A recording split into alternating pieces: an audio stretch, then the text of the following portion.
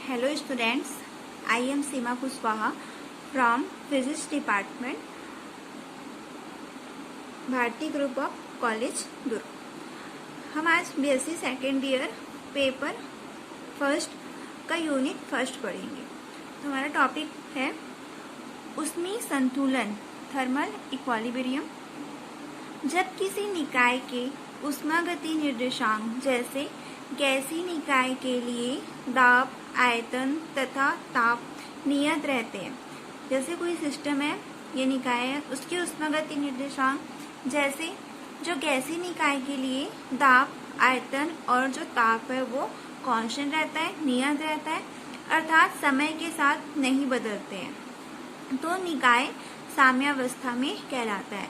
यदि दाब, आयतन, ताप कांस्टेंट रहते हैं, नियत रहते हैं और समय के साथ नहीं बदलते हैं, तो जो निकाय है साम्यावस्था में कहलाता है।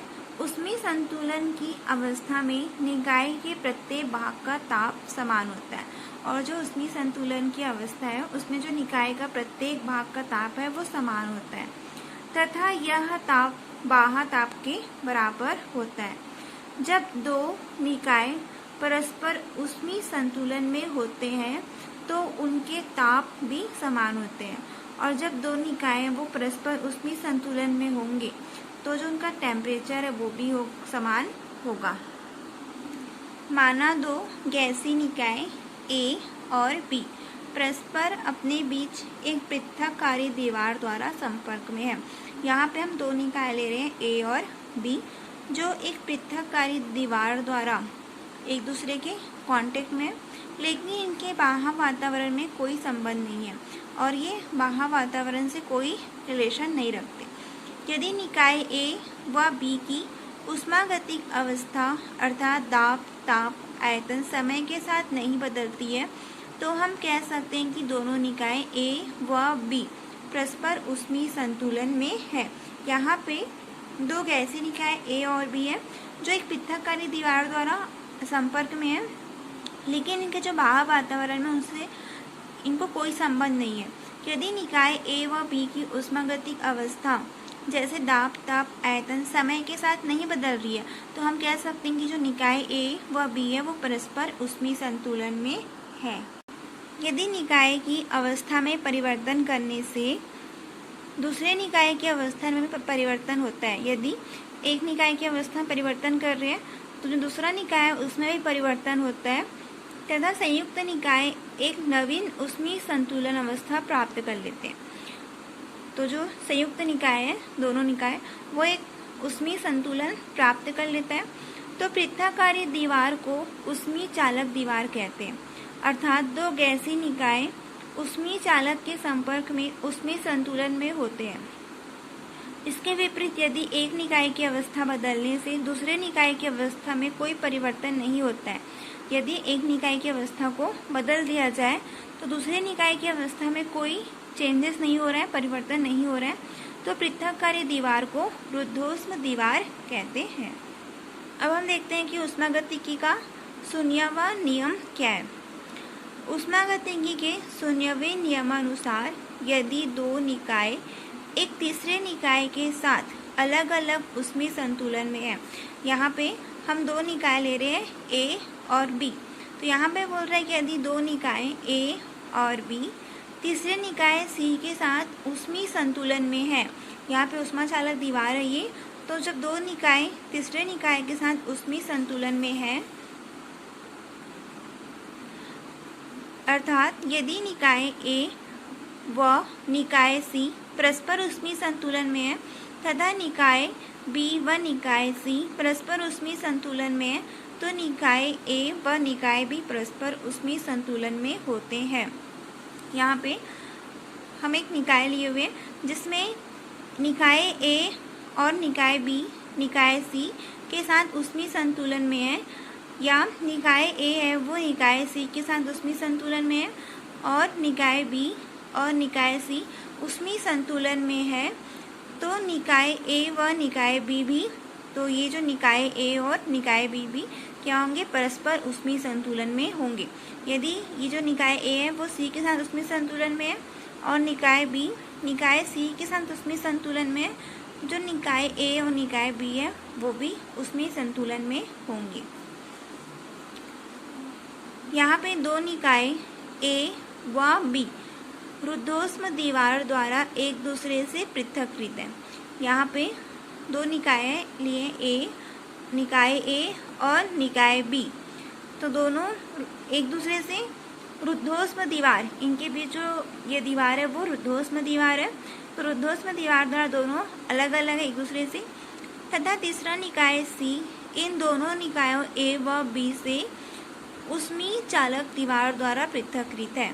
और जो तीसरा निकाय है सी, इन दोनों निकाय से ऊष्मीय चालक दीवार द्वारा पृथक्कृत है। मतलब ये दोनों निकाय रुद्धोष्म दीवार द्वारा एक दूसरे से पृथक्कृत है, और जो निकाय सी है वो इन दोनों निकाय से ऊष्मा चालक दीवार द्वारा पृथक्कृत है। चूंकि निकाय ए व निकाय सी ऊष्मीय चालक दीवार द्वारा परस्पर संपर्क में है, अतः इनमें ऊष्मीय संतुलन स्थापित हो जाता है। और निकाय ए और निकाय बी निकाय सी से ऊष्मीय चालक दीवार द्वारा पृथक्कृत है, तो इसमें ऊष्मीय संतुलन है वो स्थापित हो जाता है। इसी प्रकार निकाय बी व निकाय सी भी चालक दीवार द्वारा परस्पर संपर्क में है, और इसी प्रकार जो निकाय ए है और निकाय बी है वो भी चालक दीवार द्वारा एक दूसरे से कांटेक्ट में, संपर्क में, अतः इनमें भी ऊष्मीय संतुलन स्थापित हो जाता है। अब यह देखने के लिए कि निकाय ए व निकाय बी भी परस्पर ऊष्मीय संतुलन में है अथवा नहीं, तो उनके बीच की रुद्धोष्म दीवार को हटाकर यदि ऊष्मीय चालक दीवार लगाते हैं।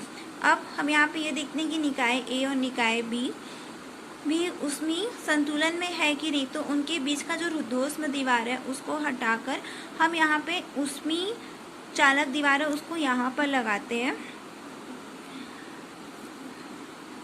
तो प्रयोग द्वारा ज्ञात होता है कि निकाय ए व निकाय बी की ऊष्मागतिक अवस्था में कोई परिवर्तन नहीं होता।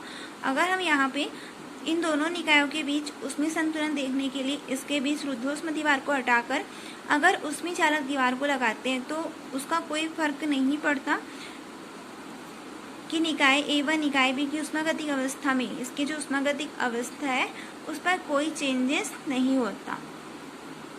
इससे सिद्ध होता है कि निकाय ए व निकाय बी भी परस्पर ऊष्मीय संतुलन में होते हैं, और इससे पता चलता है कि जो निकाय ए है और निकाय बी है वो भी परस्पर ऊष्मीय संतुलन में है।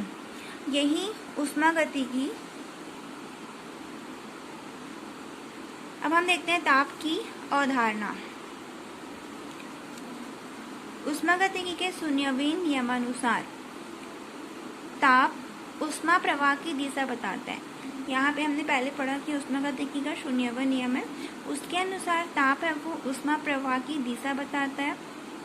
किन्हीं दो निकायों को परस्पर संपर्क में रखने पर यदि उनमें ऊष्मीय ऊर्जा का कोई आदान प्रदान नहीं होता है, हम यहाँ पे अगर दो निकायों को परस्पर संपर्क में रखेंगे तो उसमें ऊष्मीय ऊर्जा का कोई आदान प्रदान नहीं होता है, इसका तात्पर्य है कि वे परस्पर ऊष्मीय संतुलन की अवस्था में हैं, अर्थात वे एक ही ताप पर है। इसके विपरीत यदि ऊष्मीय ऊर्जा एक निकाय से दूसरे निकाय को जाती है तो वह निकाय जो ऊष्मीय ऊर्जा दे रहा है वो उच्च ताप पर होगा। यदि ऊष्मीय ऊर्जा एक निकाय से, अगर यहाँ पे ऊष्मीय ऊर्जा एक निकाय से दूसरे निकाय पर जाएगा तो जो ऊष्मीय ऊर्जा है वो, अगर वह निकाय जो ऊष्मीय ऊर्जा दे रहा है वो होगा उच्च ताप पर, और वह निकाय जो ऊष्मीय ऊर्जा को ग्रहण करता है वो होता है निम्न ताप पर। इस प्रकार ऊष्मागतिकी के शून्यवेग नियम से वस्तुओं के ताप के क्रम का निर्धारण किया जा सकता है। यहाँ पे ताप की अवधारणा बोल रहे हैं कि अगर ऊष्मीय ऊर्जा है वो एक निकाय से दूसरे निकाय पे जाता है तो जो ऊष्मीय ऊर्जा दे रहा है वो उच्च ताप पर होगा, और जो ऊष्मीय ऊर्जा ग्रहण कर रहा है वो निम्न ताप पर होगा। इस प्रकार जो ऊष्मागतिकी का शून्यवेग नियम है वो वस्तुओं के ताप के क्रम का निर्धारण किया जा सकता है उसके अनुसार।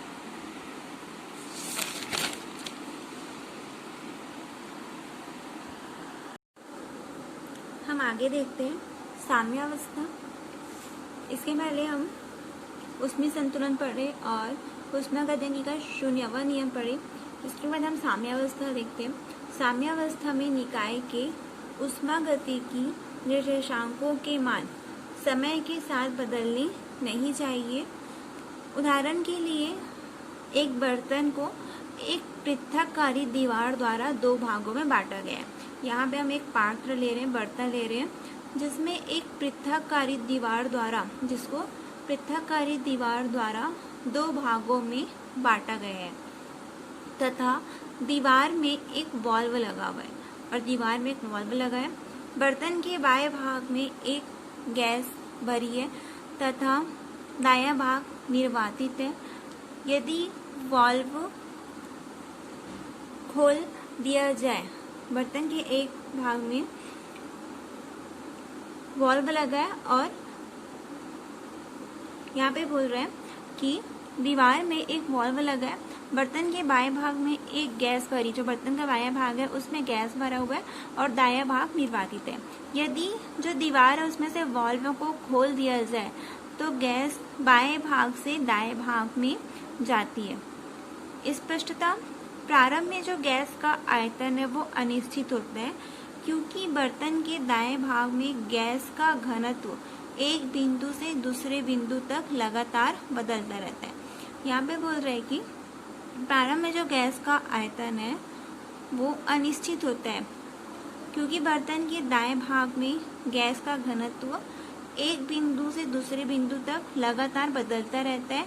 इसी प्रकार निकाय की ऐसी अवस्था भी संभव है जिसमें गैस का ताप एक बिंदु से दूसरे बिंदु तक लगातार बदले अथवा गैस का